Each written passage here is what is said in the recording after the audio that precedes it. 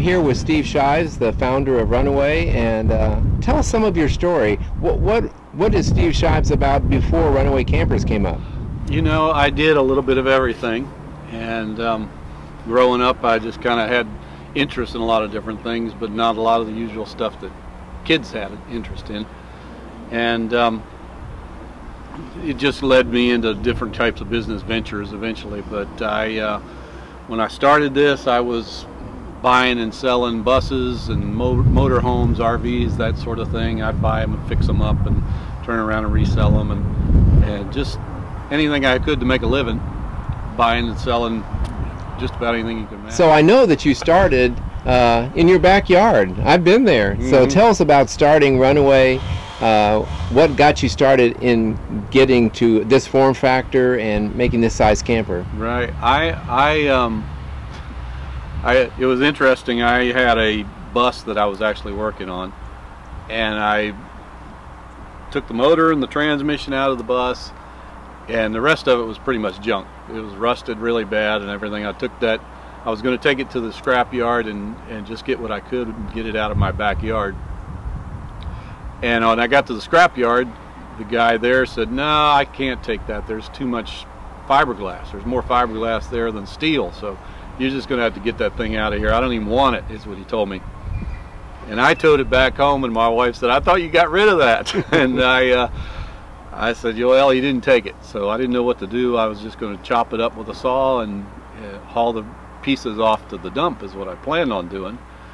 And while I was cutting it up, I managed to cut out just the right size pieces to make 8-foot wall sections, and started thinking about what I could do with it. And eventually it just got to the original design of the Runaway arched roof and everything, and put it together thinking, well, this is one way I don't have to haul that much of it to the dump. I'll just make something out of it, and whatever I can sell it for will be better than trashing it. And when I built the little camper, it ended up selling on eBay in a day and a half, and got me to thinking I might be onto something. So how many would you say you made in your backyard? I think we were somewhere about 50 to 60 campers that we built in the backyard before the code enforcement officer showed up, and some neighbor had complained because they had a problem with me doing stuff in my backyard, and ran us off, made us rent a building out in an industrial zone so we could build campers, and kind of forced me to do things in a little different way. Did you ever dream that would grow to the size that it is now, and it seems to have quite a great future ahead of it? I never even imagined that. I mean, in the beginning I just kept thinking, well, if we could build one of these a week, that'd be great. We could make a little money, and I'd stay out of trouble with my wife, and just enjoy life, and keep it simple. And it quickly found out that wasn't going to be enough. We just had to keep growing with it.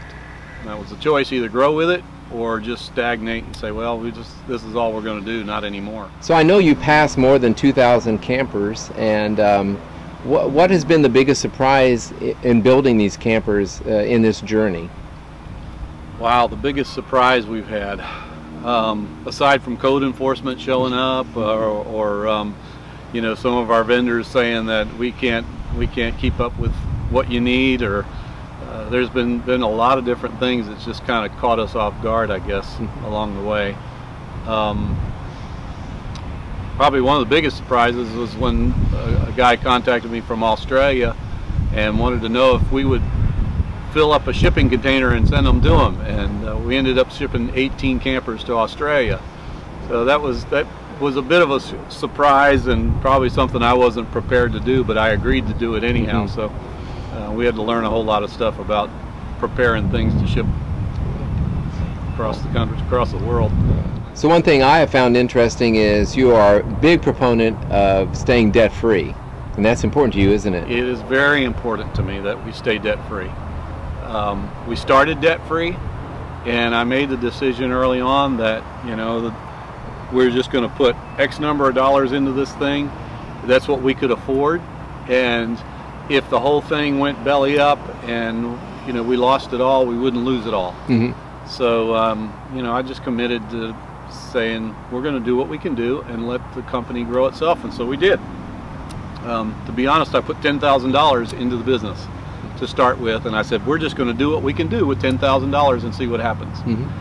And every time we sell a camper, we take that money right back and put it right back into the business and just continue to multiply it that way.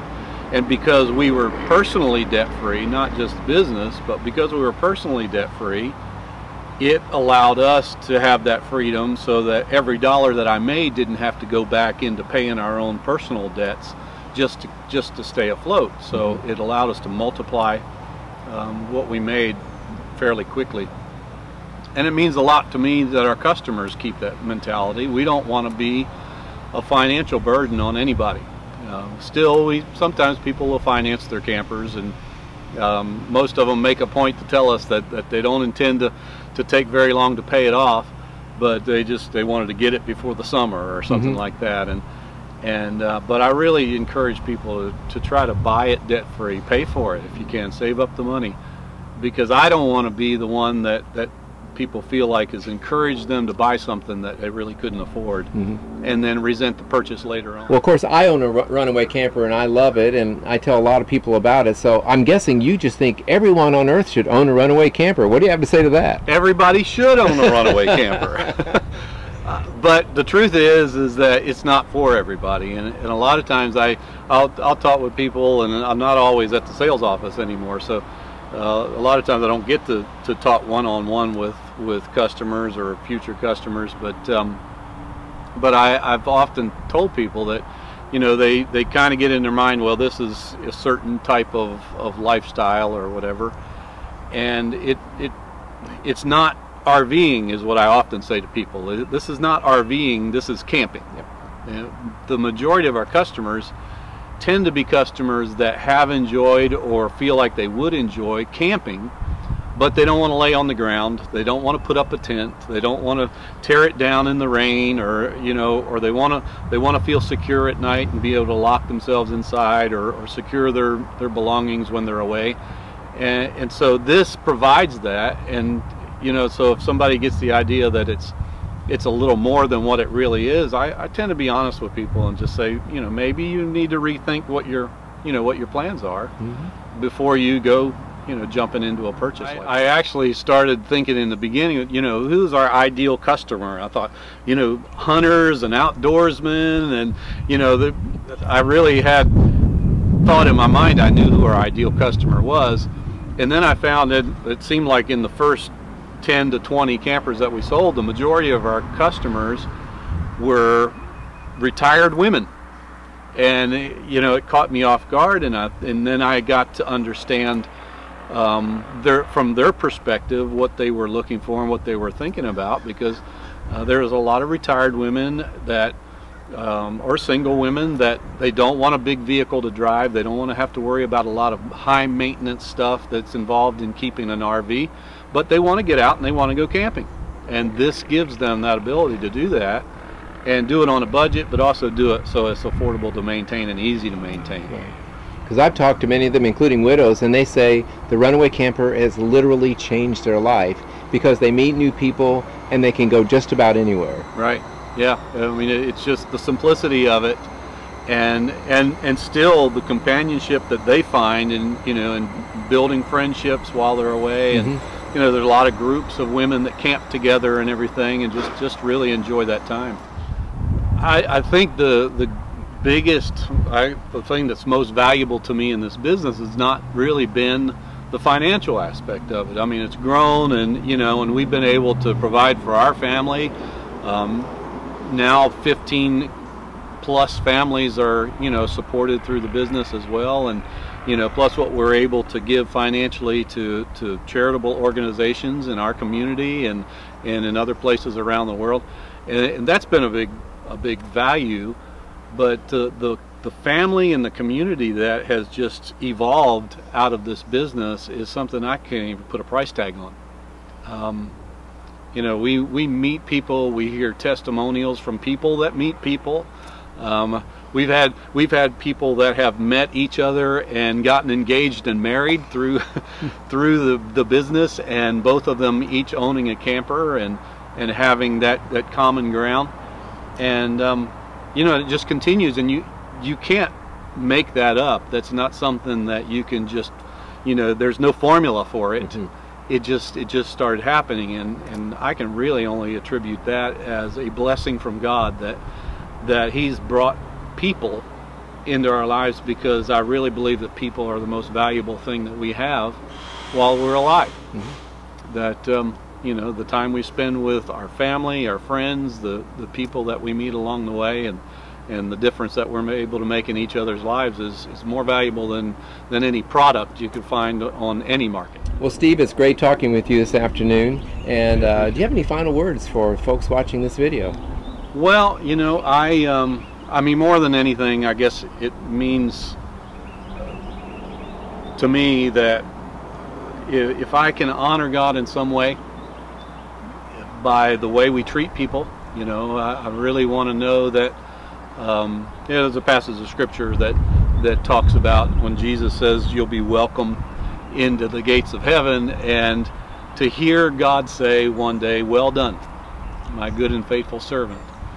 And you know, I don't ever want to think or even, you know, begin to believe that I want to hear God say, "Well done, you made a lot of money. Well done, you really sold a lot of campers down there. You really did a good job." I want to know that I can at least know that I treated people the way He created me to treat people, and the way He expects us to treat one another, whether it's in business, whether it's in our relationships, or just in the way that we talk to one another when we're passing each other on the street. That to me is the most valuable thing in this business, and it's a blessing that I feel like I can be a part of it. So, you know, when a person buys a Runaway camper, they don't just purchase a product. They get history that comes with that product. They get a part of our lives that's been poured into not just a product, but in something that we take seriously when we deal with our customers, and how we feel about our customers, and the appreciation that we have for the support that people give us in our business. So if a Runaway is the kind of thing that you feel like would add value to your life, and you know, you can take and enjoy some time camping, whether it's with family, friends, or whether it's by yourself just to get away, feel free to give us a call, talk it over, and make that decision. But either way, you're part of our family. So have a great day. Thank you so much. Thank you.